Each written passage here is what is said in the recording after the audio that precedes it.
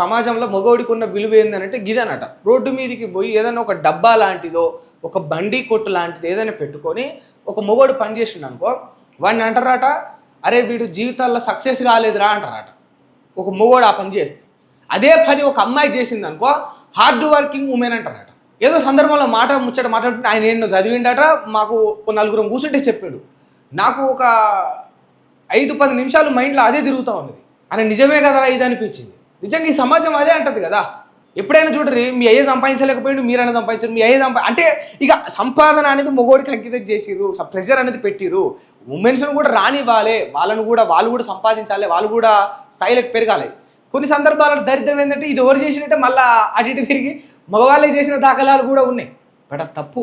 అందరూ కూడా మారినప్పుడే, అంటే ఇది ఒక్క అంశమే కాదు కదా, ఇట్లాంటివి కొన్ని వందలు ఉంటాయి. మగవాళ్ళు వెనుకబడిపోవడం కావచ్చు, మగవాళ్ళకు హార్ట్ అటాకులు రావడం కావచ్చు, ఇంక ఏదైనా సరే అందులో ఎట్ ద సేమ్ టైం మగవాళ్ళ తప్పు కూడా ఉంటుంది, అబ్బాయిల తప్పు కూడా ఉంటుంది. బట్ వ్యవస్థలో మార్పులు రావాలి ఇంకా.